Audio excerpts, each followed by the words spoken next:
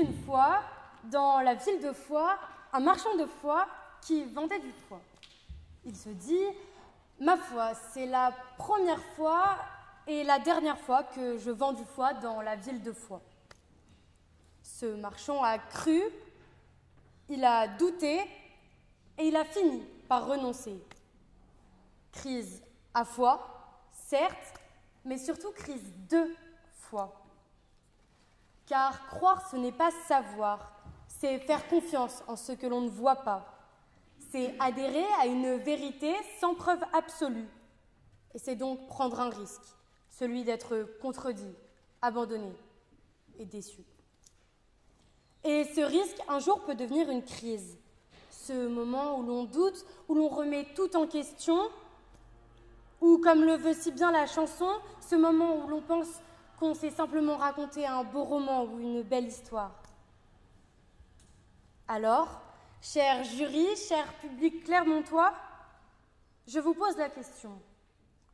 Croire, est-ce toujours s'exposer à cette rupture intérieure, à cette faille si douloureuse que l'on nomme crise de foi? Je pense indubitablement que oui. Car croire, c'est avancer sans certitude.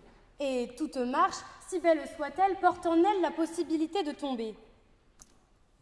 Croire, ce n'est pas savoir, c'est espérer. C'est parier que quelque chose, quelque part, ait du sens. Mais parier, c'est tendre la corde au doute.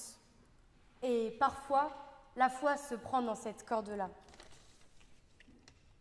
Tenez, monsieur au pull rouge au fond de la salle croit peut-être en Dieu. Mon contradicteur pense certainement en lui et croit en lui, peut-être un peu trop. Monsieur le juge pense peut-être qu'une rencontre peut encore tout changer. Et certains dans la salle ici pensent peut-être qu'un « je t'aime » suffit à accepter la haine. Nous, en tant qu'enfants, avons cru qu'un octogénaire allait distribuer des cadeaux sur son traîneau. Oui, tous, nous avons cru. Icare, lui, a cru qu'il pourrait voler.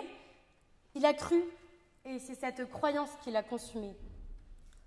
Parce que croire sans limite, c'est tomber sans repère, et on finit toujours par tomber.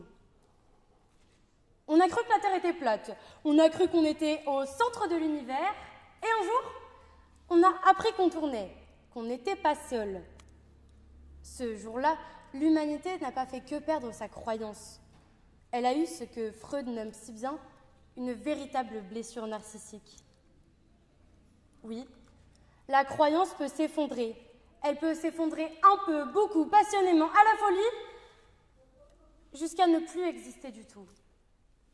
Il suffit d'un instant, d'un cœur brisé pour que le croyant se taise, d'un regard trop froid, d'un mot trop sec, ou d'un œuf de Pâques mal caché pour que l'âme d'enfant ne disparaisse à jamais. Car la foi ne repose sur rien d'autre qu'une promesse intime, silencieuse et personnelle. Mais en société, aucune foi ne reste solitaire. Elle sort, elle parle, elle débat. Parce que ce que l'on croit, on n'en débat pas, mais ce que l'on croit, on le défend. On pourrait croire que cette crise est une faiblesse, mais avant tout, elle est le cœur même de la foi. Ce n'est ni une anomalie, ni une maladie qu'il faudrait éviter, mais c'en est la caution. Il est nécessaire, il est sain et il est vital dans la croyance. Tenez, même Jésus a vacillé. Au sommet de la croix, à l'heure la plus sombre, il n'a pas crié victoire. Il a murmuré une question. « Mon Père, pourquoi m'as-tu abandonné ?» Comme si, l'espace d'un instant, même le Fils avait douté du ciel.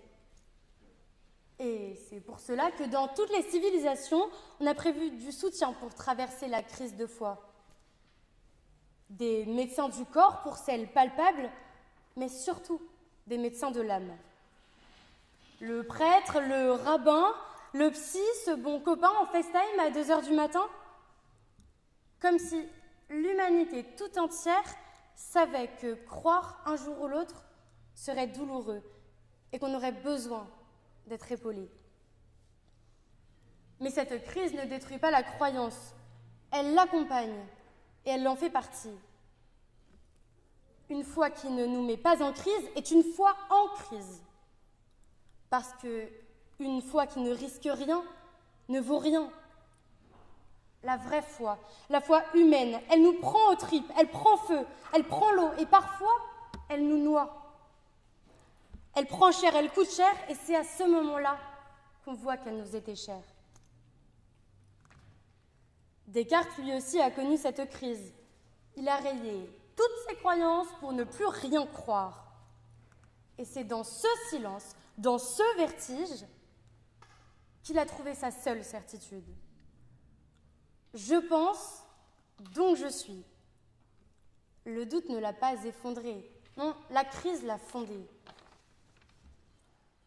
Alors, contrairement à mon contradicteur, je ne suis pas là pour vous mentir. Et je pense, oui, que croire, c'est risquer. Risquer de tomber. Mais parfois, c'est vivant une crise que l'on comprend pourquoi l'on tient. Alors oui, j'ose croire que croire, c'est risquer la crise de foi. Chers jurys, chers spectateurs clermontois, si les mots de mon adversaire vous font douter, alors doutez, mais doutez fort et doutez vrai, car la croyance qui traverse le doute est la plus solide des convictions.